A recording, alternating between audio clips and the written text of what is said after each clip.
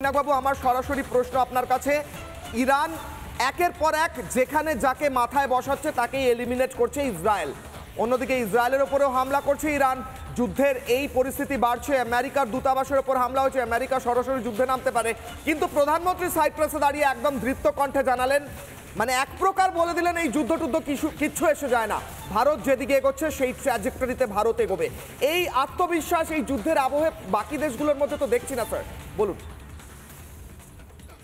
ভারতের আত্মবিশ্বাস আসছে, ভারতের যে ইকোনমিক পারফরমেন্স, সেটা আমাদের এখানে ইকোনমিস্ট স্যার প্রেজেন্ট আছেন, তিনিও সেটা নিয়ে বলছেন। ভারতের আত্মবিশ্বাস আসছে ভারতের মার্কেট থেকে।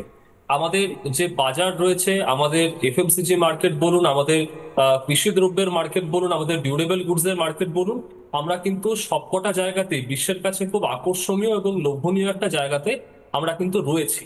তো এটার থেকে আত্মবিশ্বাস আসছে। আমাদের যে ইকোনমিক গ্রোথ অতীত হয়েছে, এরকম তো নয় যে এর আগে মিডল ইস্টে কোনো যুদ্ধ বাঁধেনি, কোনো দীর্ঘস্থায়ী কনফ্লিক্ট হয়নি, বা ভারত যে একাধিক কনফ্লিক্টে ভারতকে জড়িয়ে পড়তে হয়েছে ধরুন লাস্ট 5-6 ইয়ার্স এর মধ্যে। আমাদের অর্থনৈতিক গ্রোথ কিন্তু কোথাও তাতে থেমে যায়নি, কোথাও তাতে বাধা পায়নি। কাজেই এই দিক থেকে আত্মবিশ্বাস আমাদের মধ্যে রয়েছে। তার সঙ্গে সঙ্গে আত্মবিশ্বাসের সাথে একটু কষানেরও সম্ভবত প্রয়োজন রয়েছে। কারণ এই যে যে এলাকাতে যুদ্ধটা হচ্ছে, আমাদের 80% বা তারও বেশি আমাদের যে পেট্রোলিয়ামের প্রয়োজন, লিকুইড ন্যাচারাল গ্যাসের প্রয়োজন, সেটা কিন্তু এখান থেকে আসে।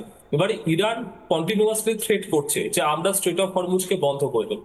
দেখুন, ব্রেন্ট ক্রুডের প্রাইস $74 ছাড়িয়ে গেছে, হতে পারে সেটা 120-130 ডলারও ছাড়িয়ে যাবে। প্রবলেম হচ্ছে প্রতি $10 করে যদি ক্রুড প্রাইস বাড়ে, তাতে কিন্তু আমাদের যে জিডিপির উপরে তার একটা বিশাল এফেক্ট পড়ে, কিন্তু 0.4%, 0.5% একটা ডেফিসিটের এফেক্ট চলে আসে। কাজে এইটা মানে যুদ্ধ যত তাড়াতাড়ি থামে মিডল ইস্টে আমাদের জন্য ভালো।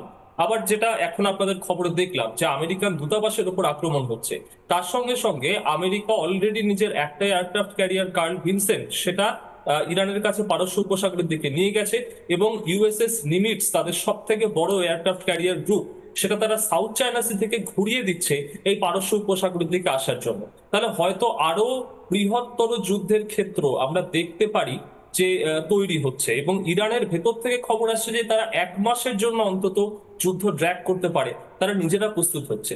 কাজেই আত্মবিশ্বাস নিয়ে আমরা অবশ্যই সামনে এগিয়ে যাব, সেটাই সামনের পথ। যেভাবে G7-এ আমাদের প্রধানমন্ত্রী মাননীয় তাকে ডাকা হয়েছে, এটা ভারতের দৃপ্ত অর্থনৈতিক প্রগতিরই একটা চিহ্ন এটা। কিন্তু তার সাথে সাথে কষার সেটারও কিন্তু প্রয়োজনীয়তা রয়েছে। অত্যন্ত গুরুত্বপূর্ণ। নানা ধরনের কন্টেন্ট দেখার জন্য লাইক করুন, শেয়ার করুন আমাদের ফেসবুক পেজ, সাবস্ক্রাইব করুন আমাদের ইউটিউব চ্যানেল।